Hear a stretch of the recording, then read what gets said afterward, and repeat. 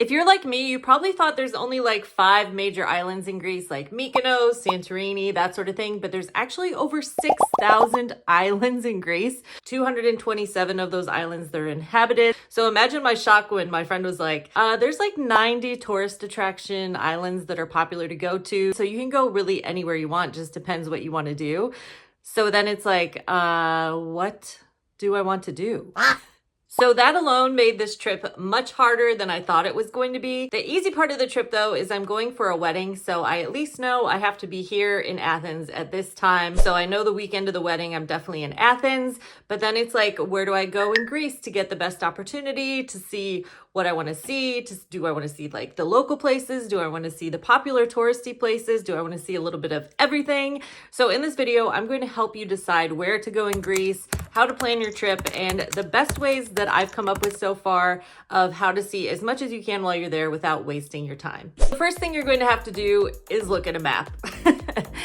Seriously, that's like the best way to understand how Greece looks and how the islands are all connected, because some of you may think that, oh, Mykonos is just a short ferry ride away. No, some of these ferry rides are over 6 hours.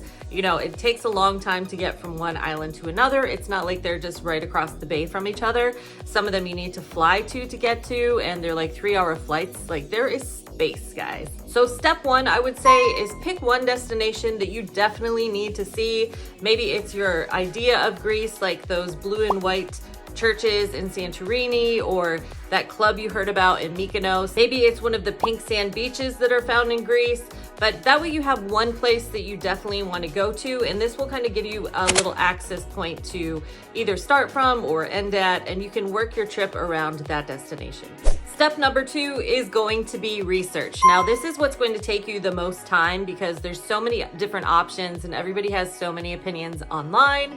So just look out for a page that you trust on like TikTok or National Geographic, or, you know, whatever page you trust. You can start there, or you can just start randomly typing in different islands and seeing what the top 5 things to do on those different islands are. Honestly, that's what I did. I just was kind of scrolling through TikTok and I was like, top 5 things to do in Greece. I went really generic with it at first, to like top 10 things to do in Greece, top 5 things to do in Greece. And you started to see a trend. You know, we're going there for those like epic photography moments, like the Acropolis or the blue and white churches, that sort of thing. And then from there, you can kind of pick and choose the islands that you want to go to. So this is where I got overwhelmed because I thought everything was so cool. Originally, when we were planning this trip, we were thinking about, oh, why don't we do Greece and then hop over to Italy, maybe go up to Spain, make it a little like Euro trip. But the more we started looking into Greece, I was like, there is so much fun stuff to do just in Greece. We need to explore as much of Greece as we can in this trip. And then it was like, okay, what's the best way to do this? And that's when we decided, you know what? Let's just have somebody else make the decision for us. So we booked a cruise. Now this is where you're probably like, Emily, that's gonna be too expensive. I don't wanna have to deal with a cruise. As I was doing my research for the trip, guess what kept popping up is people joking around how the ferry was getting delayed, and then the next day they go to get on the ferry and it's all the people from the previous day also getting onto the ferry. So it's just kind of like a mess. And then there's fires going on in Crete right now. So some of the ferries have been canceled. It's high winds at some places, so other places were canceled. There's high temperatures right now, like 90+ degrees over there. So like the Acropolis is going to be closed from 12 to 5 in Athens. There's just all these random videos that will pop up while you're looking for the top things to do in Greece. So keep that in mind, because you're like, okay, well, if my ferry gets canceled, that means I can't get to the next island, which means I can't get to my hotel reservation, and it's more than within 24 hours of cancellation. So I can't cancel that reservation. So now I'm going to have to pay for that hotel and try and find another hotel on the island. Like, I'm stuck on this island where I started at. So I'm going to have to get another hotel here and then try to go on the ferry the next day to get to the other island. You know, you start thinking about it, and I'm like, I don't know Greece enough. This is my first time going to Greece. So you can already see where it's easy to get anxious about things. So that's where I was like, you know what? Let's just go on a cruise, because here's the perk of going on a cruise. And I'm not trying to sell you the cruise. I'm just explaining how this part of my planning process worked, because after researching A plus B equals C, which works best for me. So in my mind, I was like, okay, well, if, for example, a port gets canceled, at least we're still on the boat. So we've got our bags on the boat. We don't have to worry about putting the bags on a ferry or going to an airport, wasting, an hour or two, that whole flying process. Getting on a boat is just like you get on the boat, you get off the boat, your stuff is all on the boat, and they're all inclusive while you're on the boat. So while we're on the boat, we're eating for free. There's activities, there's entertainment, and it's all supposed to be like a Greek flair to it. So I get to experience some of the culture without having to pay extra for it. Like, it's already included in the experience itself. And it's really affordable, actually. We found some pretty cheap prices. So now let's go A plus B equals C. We have to go to Athens to go to the wedding. So obviously we're going to get into Athens. We started doing some research around the hotel in Rafina, and Rafina is its own little port. It's its own pretty little city. So I think what we're gonna end up doing is just hanging out at the beach in Rafina and doing the wedding festivities. And then on the one day, we'll go see the Acropolis, because obviously you have to go see Athens at least for a day. But everybody says it's very much a city. So that's another part of the research. You see these funny videos of like the ghetto. If you guys know what I'm saying, you know what I'm saying. But it's like Athens is a city. It is just a city, just like any other city. So you're going to have kind of some shady parts, because a friend of mine warned me about that before I went. They were actually just there last month, and they were like, the Airbnb that we chose was in the ghetto, but they decided to rebook somewhere else because they didn't feel comfortable like walking back to the Airbnb. But just little stuff like that will get in your way if you don't do the research. And again, it's a foreign country, you're not familiar with it, so we're just trying to cut down on all the stress that happens around travel. So for me, again, going to the wedding for like 3 days is great, and then we could jump on a cruise. And then with the cruise, they have a 4-night option, 7-night, 10-night, it's like, oh, what do we do? And we decided just to do the 4-night, check it out, see how it goes. And then once we get an idea of what Greece is like and we've hit all the major areas, then we get an idea of what to go back and see next year or 2 years down the road or so. So the cruise line that we booked with, I'll make that a whole separate video of how that experience goes once I get back, but they have set ports already. So now digging more into the research, it was like, okay, I already know what places we're going to go. I know where we get off the boat. And then it's a matter of, well, how do I get from point A to point B? What are the cities that I should see in each port? So I know I keep using Santorini as an example, but I feel like that's where a lot of people want to go. The iconic photos are all from there, right? So basically we're going to land in port, Uber into Oya, but they say that's not how you say it. So Oja or something like that. I'll let you know when I get back, but we go into the main area of town, or you could do a $2 bus, and the bus station is right there at the port. But for one of the days, we have a full day in Rhodes, and Rhodes is huge. It's one of the biggest islands in the area. So we are going to have plenty of time to do whatever we want. So now it goes to, should we rent a scooter or do we rent a car, ATV? They've got all sorts of transportation out there. So it just depends kind of what the license laws are and things like that. So in the transportation process, keep that in mind that you might need a license for some of these places. Also researching, it's going to be over 90 degrees while I'm out there. So it's like, do we really want to be without air conditioning, just kind of driving around on a scooter? Or do we want to at least be able to go back to the car and get some AC? And then as I'm doing research, you can also rent your own boat, and you don't need a license to rent your own boat in some places in Rhodes. So there's a lot of options. So again, you could see how this gets really complicated when you think you were just going to a vacation, but now it's like there's a lot of planning that goes into it. So that's why I wanted to make this video, so that you don't get so overwhelmed, because if you start doing this a couple of months before you're planning to take your trip, it'll make it so much easier and stress-free. But there's a lot of moving pieces. Like you have to check in for your flight 24 hours beforehand. You have to fill out health forms. I had to make sure with the laws that I need a visa or not. So I guess that's going to be step number 4, is learning the law and the culture. Going back to driving, you're actually not allowed to drive in flip-flops in Greece, which I thought was kind of a weird thing, but I found that in my research. So make sure you look up the laws of the land, just so you don't do anything illegal. Because as you guys know, I like to make airport videos, and it's illegal to film in the airport in Greece. So thank goodness I saw that, because I could have got like a 1,500 euro fine, or I could have got put in jail in some instances. So just be really aware of what laws you're going into in another country. With your passport, there's laws right now. You have to have at least 6 months left on your passport in order to go to a lot of places.